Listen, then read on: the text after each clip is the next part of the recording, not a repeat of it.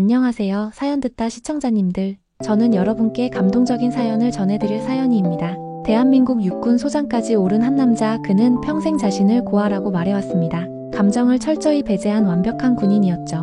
그런데 어느 날 부대에 폐지를 주우며 살아가는 초라한 모습의 노인이 그를 찾아온 것입니다. 그들에게 무슨 일이 있었던 걸까요?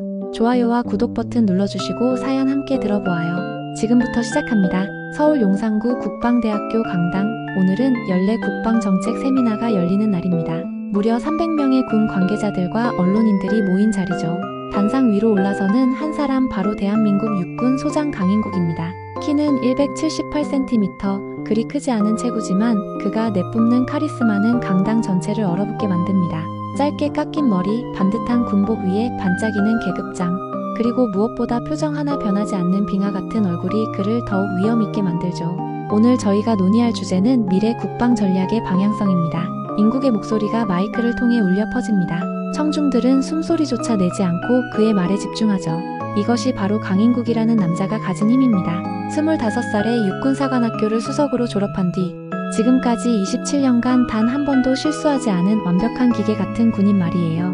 부하들은 그를 존경하지만 동시에 두려워합니다. 감정이라는 게 존재하는지 의문이 들 정도로 차갑거든요. 발표가 끝나고 질의응답 시간이 시작됩니다. 한 기자가 손을 들고 일어서죠. 소장님, 개인적인 질문을 하나 드려도 될까요? 인국은 기계적으로 고개를 끄덕입니다. 소장님의 성공 비결이 무엇인지 궁금합니다. 특히 가족분들의 응원이 큰 힘이 되셨을 텐데요. 순간 강당 안이 조용해집니다. 인국의 표정이 더욱 굳어지죠. 마치 얼음 조각상처럼 말입니다. 저는 고아 출신입니다. 부모는 없습니다. 그의 대답은 차갑고 단호했습니다. 제가 여기까지 올 수 있었던 건 오직 국가와 조국에 대한 사명감 때문이었습니다. 가족이란 군인에게는 사치입니다. 다른 질문 받겠습니다. 기자는 더 이상 묻지 못하고 자리에 앉습니다. 강당 안의 분위기가 싸늘해졌거든요. 인국에 대해 조금이라도 아는 사람이라면 그의 과거에 대해 함부로 묻지 않습니다. 그는 언제나 자신의 출신을 숨기지 않지만 동시에 그 이상의 이야기는 절대 하지 않거든요. 마치 인간적인 감정 자체를 거부하는 것처럼 말이에요. 세미나가 끝나고 인국은 부관실로 돌아갑니다. 김중령이 다가와 오늘 일정을 보고하죠. 소장님, 내일 오전 10시에 예비역 장성들과의 간담회가 있습니다.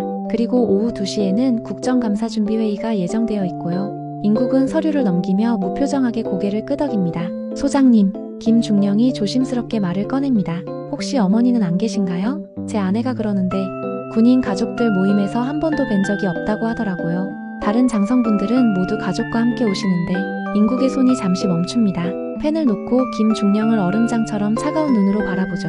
죽었습니다. 더 정확히 말하면 애초에 존재하지 않았습니다. 짧고 냉혹한 대답이었습니다. 김중령의 등골이 서늘해집니다. 그날 밤 인국은 관사에서 혼자 저녁을 먹습니다. 텔레비전에서는 국방정책 세미나 소식이 나오고 있었죠. 완벽한 군인의 표본, 감정을 배제한 철저한 프로페셔널이라는 기자의 멘트가 들려옵니다.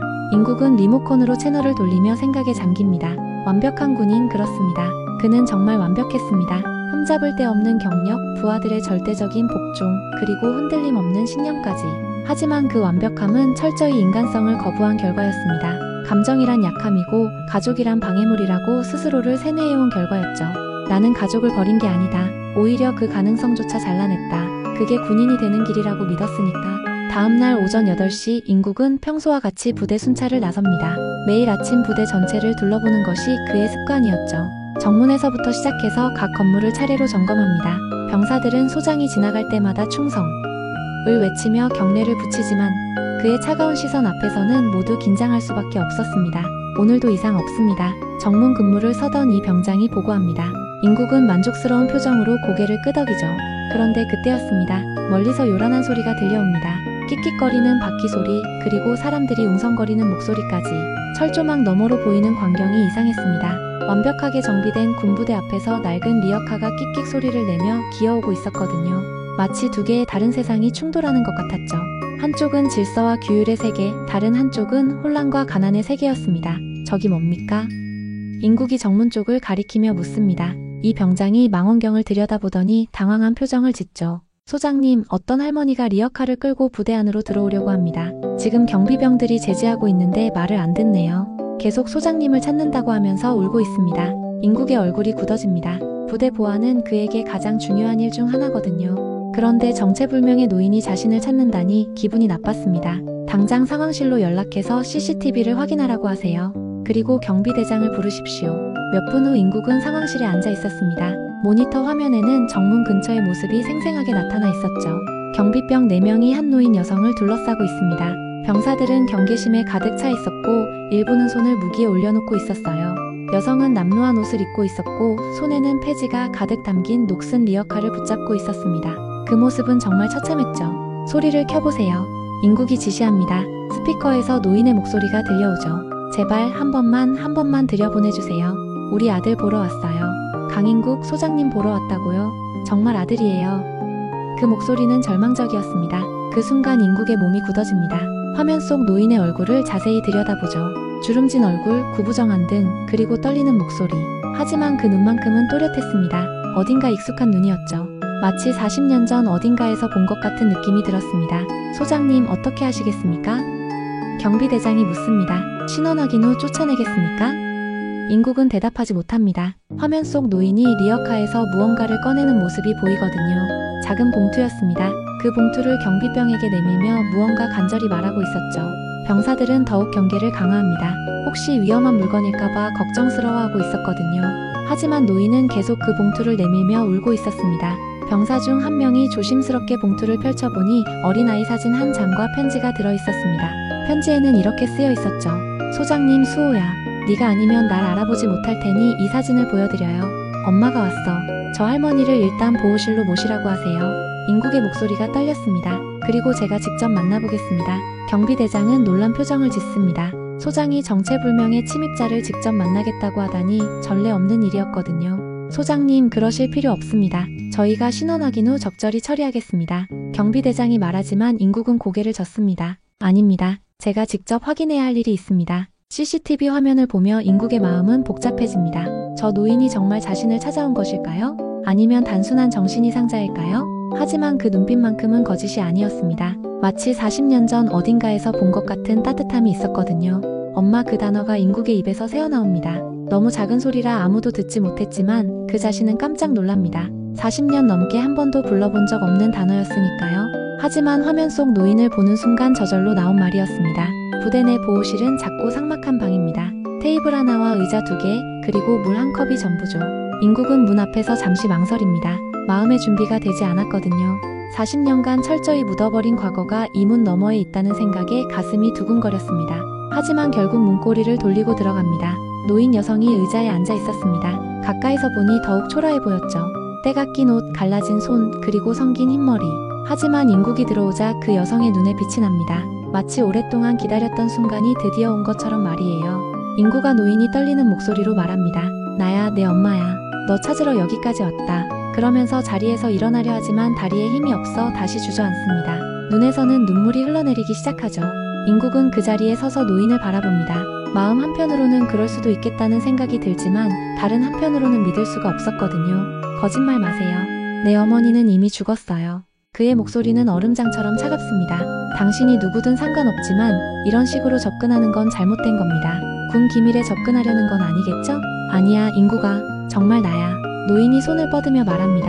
네가 5살 때까지 같이 살았잖아. 네가 좋아하던 빨간 자동차 장난감 기억 안 나니? 아프면 내가 업고 병원에 데려갔던 것도 잊었니? 네가 밤에 무서워할 때마다 자장가 불러주던 것도 기억 안 나? 인국의 표정이 흔들립니다. 그 기억들은 정확했거든요. 너무 어릴 때 일이라 희미하지만 분명히 그런 일들이 있었습니다. 하지만 여전히 믿을 수가 없었죠. 그런 건 누구나 지어낼 수 있는 이야기예요. 증거가 있나요? 확실한 증거 말입니다. 노인은 품에서 작은 목걸이를 꺼냅니다. 낡은 은목걸이였는데 펜던트 안에 작은 사진이 들어있었죠. 인국에게 내밀며 말합니다. 이거 봐라.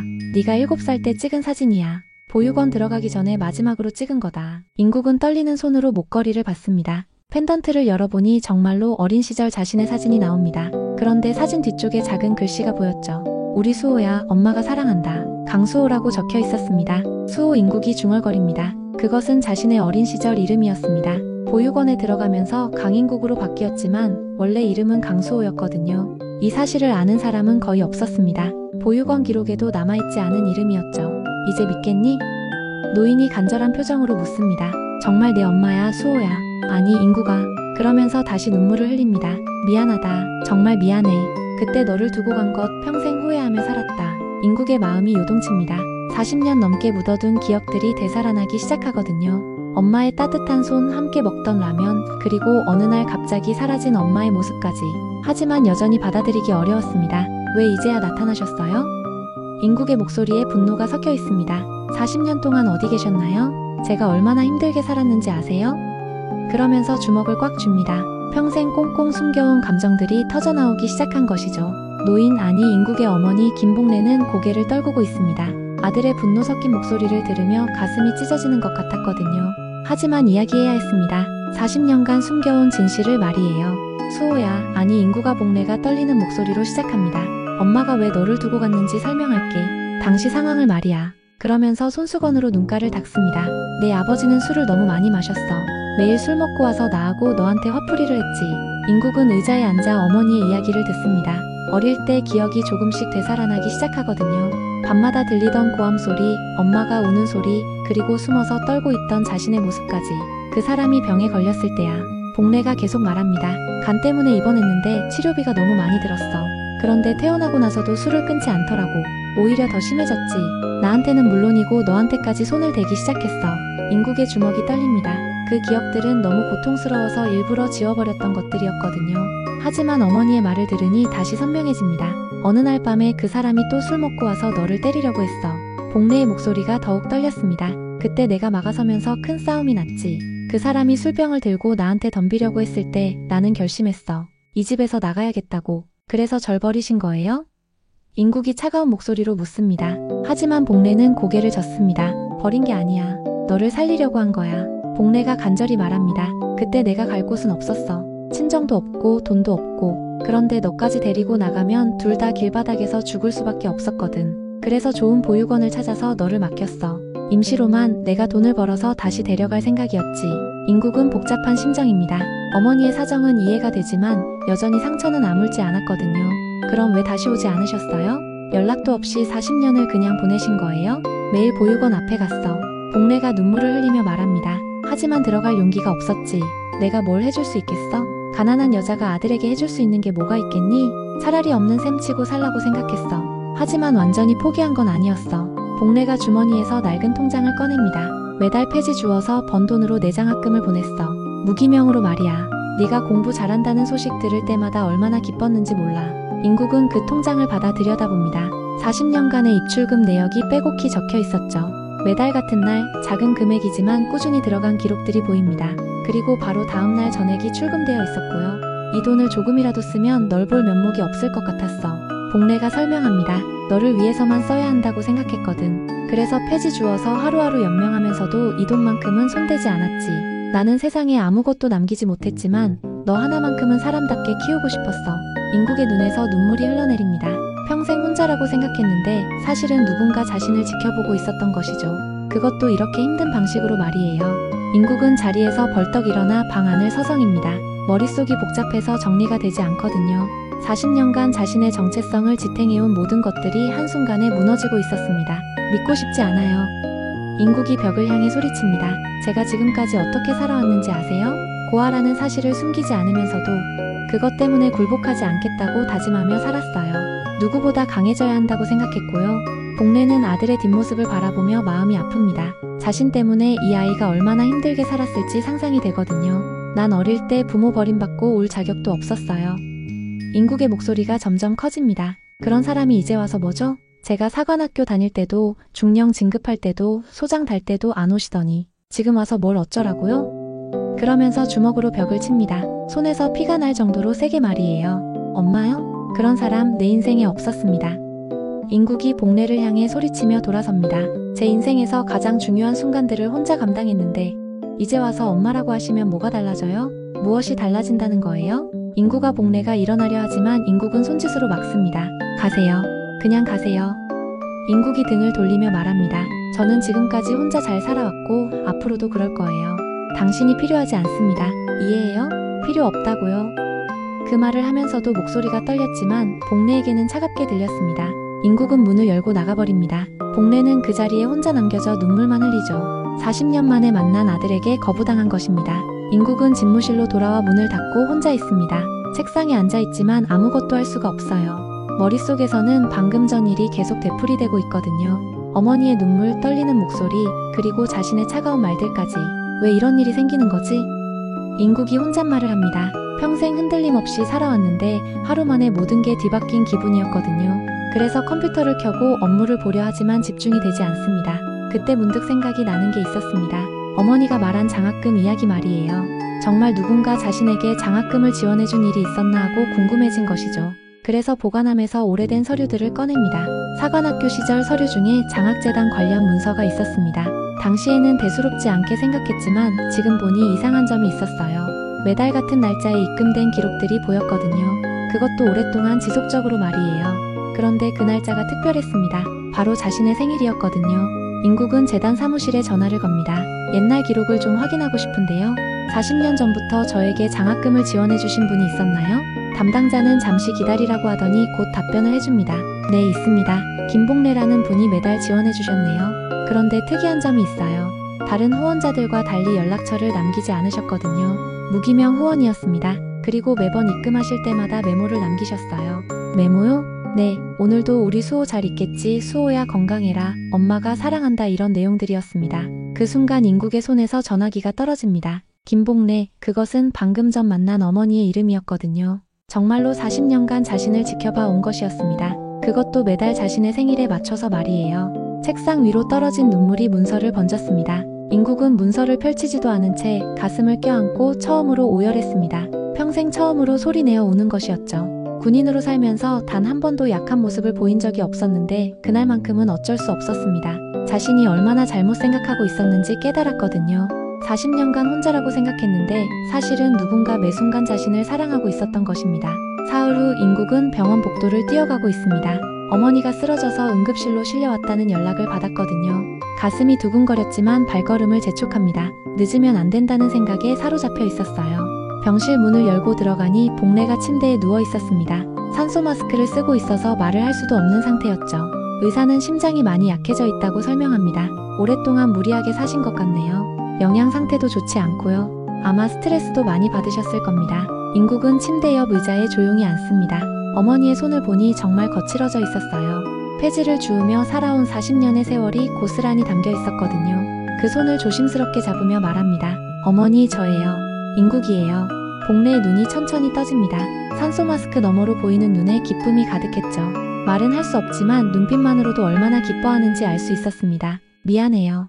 인국이 어머니의 손을 두 손으로 감싸며 말합니다. 그동안 몰라서 죄송했어요. 정말 몰랐어요. 어머니가 저를 위해 그렇게 사신 줄은. 이제라도 말할 수 있어서 다행이에요, 어머니. 의사가 잠시 산소 마스크를 빼주자 봉래가 간신히 말합니다. 괜찮다, 인국아. 이제라도 네가 와줘서 고맙다. 그러면서 미소를 짓죠. 네가 이렇게 훌륭하게 자란 것만으로도 충분해. 엄마는 정말 자랑스러워. 인국은 어머니 곁에서 밤을 새웁니다. 간호사들이 몇 번 들어와서 쉬라고 하지만 듣지 않았어요. 40년을 떨어져 있었으니 이제라도 함께 있고 싶었거든요. 다음날 아침 봉래의 상태가 조금 나아집니다. 의사는 며칠 더 지켜봐야 한다고 하지만 일시적으로 회복된 것 같다고 설명하죠. 인국은 어머니와 함께 병원 옥상 정원으로 나갑니다. 어머니, 사진 한 장 찍을까요? 인국이 제안합니다. 봉래는 깜짝 놀라며 손사래를 칩니다. 이런 모습으로 뭔 사진을 찍어? 너무 초라하잖아. 아들 체면에 안 좋을 텐데. 하지만 인국은 고개를 젓습니다. 아니에요. 어머니는 제가 본 사람 중에 가장 아름다워요. 인국이 진심으로 말합니다. 40년간 저를 위해 살아주신 분이니까요. 세상에서 가장 위대한 분이에요. 두 사람은 병원 정원 벤치에 나란히 앉아 사진을 찍습니다. 인국이 셀카를 찍는 모습이 어색했지만 봉래는 아들과 함께하는 시간이 너무 소중했어요. 사진 속 두 사람의 표정은 정말 행복해 보였습니다. 인국아, 엄마가 못다한 이야기가 있어. 봉래가 조심스럽게 말을 꺼냅니다. 네가 어릴 때 자주 물어봤던 게 있잖아. 커서 뭐가 되고 싶냐고 물으면 항상 강한 사람이라고 했거든. 인국은 고개를 끄덕입니다. 그 기억이 희미하게 남아있었거든요. 그때 엄마가 말했지. 진짜 강한 사람은 남을 도와줄 수 있는 사람이라고. 봉래가 계속 말합니다. 네가 지금 그런 사람이 되었구나. 소장까지 되어서 많은 사람들을 이끌고 있잖아. 하지만 정작 어머니는 도와드리지 못했네요. 인국이 죄송한 표정으로 말합니다. 아니야. 네가 잘 자란 것만으로도 충분히 도움이 되었어. 봉래가 아들의 손을 꼭 잡으며 말합니다. 앞으로도 많은 사람들을 도와주렴. 그게 엄마의 마지막 부탁이야. 특히 나처럼 어려운 사람들을 말이야. 그날 밤 봉래는 조용히 눈을 감습니다. 마지막까지 미소를 지으며 아들의 손을 잡고 있었죠. 인국은 어머니의 마지막 순간을 지켜보며 또 한 번 눈물을 흘립니다. 이번에는 후회의 눈물이 아니라 감사의 눈물이었습니다. 장례식이 끝나고 며칠 후 인국은 국방부 장관실을 찾아갑니다. 장관은 인국의 방문 목적을 듣고 놀란 표정을 짓죠. 전역을 하시겠다고요? 갑자기 왜 그런 결정을 내리셨습니까? 장관이 묻습니다. 앞으로 대장 진급도 확실하고 합참의장까지 노려볼 수 있는 위치인데요. 인국은 차분하게 설명합니다. 개인적인 이유가 있습니다. 더 중요한 일을 해야겠다는 생각이 들었거든요. 진짜 강한 사람이 되고 싶습니다. 장관은 인국을 붙잡으려 하지만 소용없었습니다. 인국의 의지는 확고했거든요. 결국 한 달 후 전역식을 갖기로 결정됩니다. 전역식 당일 국방대학교 강당에는 수많은 사람들이 모였습니다. 동기들, 선후배 장성들, 그리고 인국과 함께 일했던 부하들까지 모두 갑작스러운 전역 소식에 아쉬워하고 있었죠. 일부는 무슨 일이 있었나 궁금해하기도 했습니다. 인국은 단상에 올라서서 마이크 앞에 섭니다. 평소처럼 고든 자세였지만 표정은 전과 달랐어요. 더 부드러워 보였거든요. 마치 얼음이 녹은 것처럼 따뜻함이 느껴졌습니다. 동료 여러분 그리고 후배들에게 인사 말씀드리겠습니다. 인국이 말을 시작합니다. 제가 27년간 군복을 입고 살아올 수 있었던 것은 여러분들의 도움이 있었기 때문입니다. 청중들은 조용히 듣고 있었습니다. 평소 인국의 연설과는 뭔가 다른 느낌이었거든요. 더 인간적이고 따뜻했습니다. 저는 지금까지 육군 소장 강인국으로 살아왔습니다. 인국이 계속 말합니다. 하지만 최근에 깨달은 게 있습니다. 제게는 더 소중한 정체성이 있다는 것을 말이죠. 사람들이 웅성거리기 시작합니다. 인국이 무슨 말을 하려는지 궁금해하고 있었거든요. 전 고아라고 말씀드린 적이 있습니다. 부모가 없다고도 했고요. 인국의 목소리가 떨렸습니다. 하지만 그건 사실이 아니었습니다. 제게는 어머니가 계셨어요.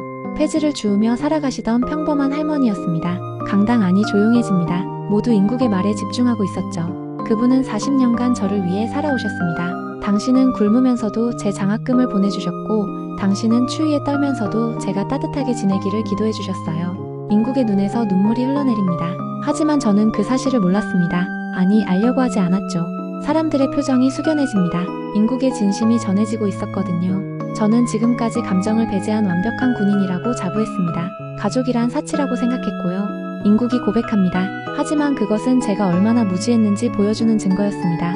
인국은 잠시 말을 멈추고 청중들을 둘러봅니다. 그리고 마지막 말을 꺼내죠. 계급장은 벗었지만 나는 지금이 가장 자랑스럽습니다. 인국이 단호하게 말합니다. 나는 복례의 아들입니다. 폐지를 줍던 여성의 아들이 되고자 합니다. 그분이 제게 가르쳐주신 진짜 강함을 실천하며 살겠습니다. 인국은 계급장을 떼어 책상 위에 놓습니다. 그리고 깊이 인사를 하죠. 강당 안에서는 박수 소리가 터져나옵니다. 처음에는 조용했지만 점점 커져서 마침내 기립박수가 됩니다. 모든 사람들이 일어서서 박수를 치고 있었어요. 눈물을 흘리는 사람들도 많았습니다. 전역 후 인국은 바쁜 나날을 보냅니다. 어머니의 유언에 따라 장학재단을 설립하는 일 때문이었거든요. 복례 장학재단이라는 이름으로 만들기로 결정했습니다.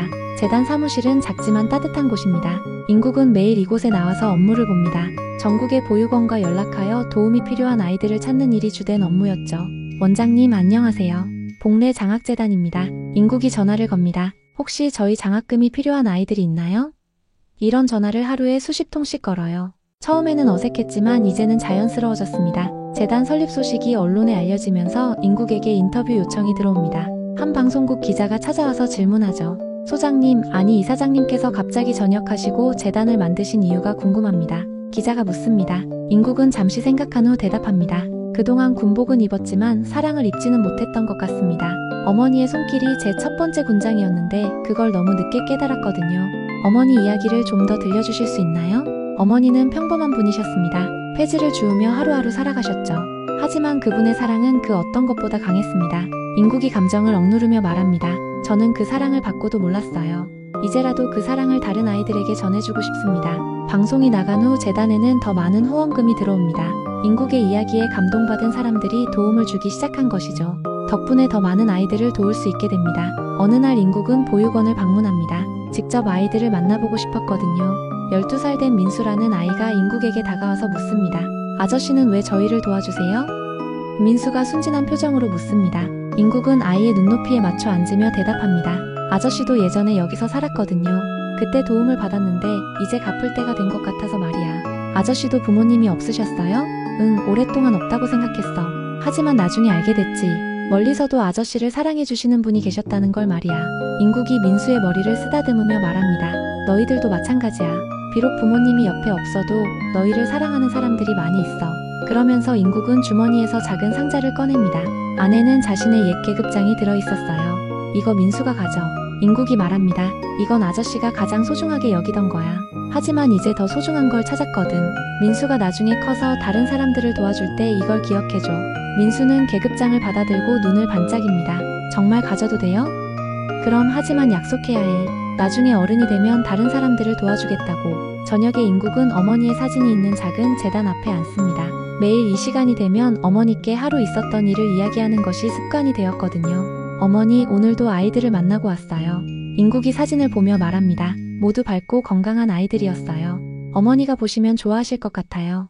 민수라는 아이에게 제 계급장을 줬습니다. 어머니 사랑이 계속 이어지길 바라면서요. 그러면서 거수 경례를 합니다. 군인일 때보다 더 정중하고 진심이 담긴 경례였죠. 눈가에는 눈물이 맺혀 있었지만 그 표정은 평온했습니다. 창밖의 별 하나가 유난히 밝았습니다. 그 별 아래 인국은 거수 경례를 했습니다. 오늘도 복례는 그 별 너머에서 웃고 있었을 것입니다. 그리고 이제야 진짜 강한 사람이 무엇인지 알 것 같다고 혼잣말을 합니다. 복례 장학재단은 날이 갈수록 더 많은 아이들을 도우며 성장해갑니다. 그리고 인국은 매일 어머니의 사랑을 기억하며 새로운 인생을 살아갑니다. 폐지를 줍던 여성의 아들로서 그 사랑을 세상에 전하는 사람으로서 말이에요. 이제 그는 더 이상 차가운 군인이 아니었습니다. 사랑을 입은 진짜 강한 사람이었습니다. 여러분, 강인국 소장의 사연은 어떠셨나요? 평생 철벽같이 살아온 한 남자가 어머니의 사랑 앞에서 무너지는 모습, 그리고 그 사랑을 깨달은 후 완전히 새로운 사람으로 거듭나는 이야기였습니다. 우리는 때로 가장 가까운 사람의 사랑을 알아보지 못할 때가 있습니다. 하지만 진짜 사랑은 시간이 지나도 변하지 않고 언젠가는 그 진실이 드러나게 되죠. 김복래 할머니처럼 묵묵히 사랑을 전하는 사람들이 우리 주변에도 있을 것입니다. 그리고 강인국 소장처럼 그 사랑을 뒤늦게라도 깨닫고 다른 사람들에게 전해주는 것, 그것이 진짜 강한 사람의 모습이 아닐까 생각해봅니다. 다양한 사연들이 궁금하시면 좋아요와 구독 부탁드립니다. 여러분의 경험이나 생각도 댓글로 남겨주세요. 다음에도 더 실감나고 감동적인 사연으로 찾아뵙겠습니다. 사연 듣다 채널과 함께 해주셔서 감사합니다.